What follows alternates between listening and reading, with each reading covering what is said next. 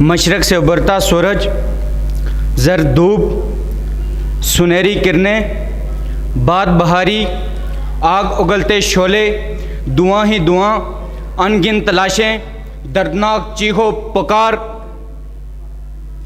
اور چشمے فلک نے ایک بار پھر تاریخ عالم انسانی کا دل دوست سانحہ اپنے حافظے میں محفوظ کر لیا۔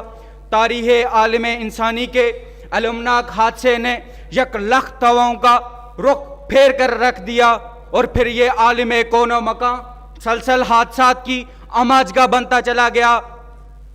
علی وقار دردناک، خون ریز، زیرمیز حادثے جنہوں نے انسانی بربریت کی ایک اور داستان رقم کر ڈالی، جنہوں نے انسان سے انسانیت چھین لی، جنہوں نے انسان کی عظمت و وقار کی دجیاں اڑا دی۔ علی وقار کشمیر جو زندہ اقدار کا مالک تھا، کشمیر جو نور تجلیات تھا، کشمیر کی تاریخ کے سینے کی ہر دھڑکن میں ہمیں مسلمان سلاطین کے کارنامے سمائے ہوئے دکھائی دیتے ہیں۔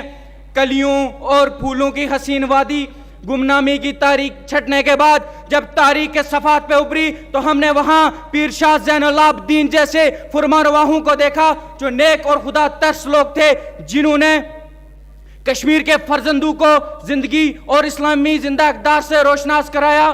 مگر افسوس، صد افسوس کہ آج کشمیر کی وادی جو بمبوں اور دھماکوں سے، مظلوموں کی کراہوں سے، ظالم کی زنجیروں کی چھن چھن سے جنم بن چکی ہے۔ علی وقار تم نے شاید میرا کشمیر نہیں دیکھا۔ علی وقار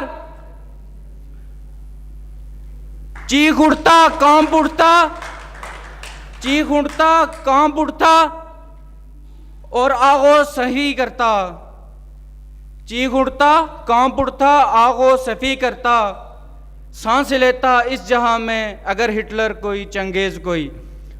علی وقار میں کیسے نہ کہوں کہ میرے کشمیر کو جنت سے جنم بنا دیا ہے۔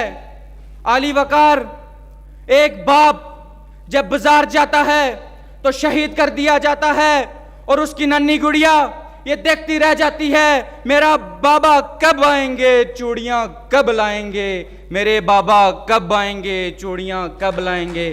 علی وقار ایک بھائی جب بازار جاتا ہے تو اس کی بہن کو یہ یقین نہیں ہوتا کہ میرا بھائی واپس زندہ آئے گا بھی کہ نہیں، اور بھائی کو یہ یقین نہیں ہوتا کہ میری بہن کی عصمت ابھی تک محفوظ ہے کہ نہیں۔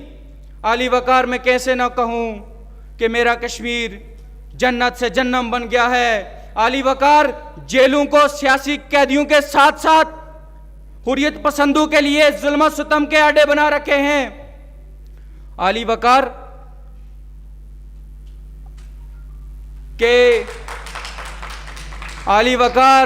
کے اس کشمیر کے ظلم و ستم پر عالمی دنیا خاموش بیٹھی ہے۔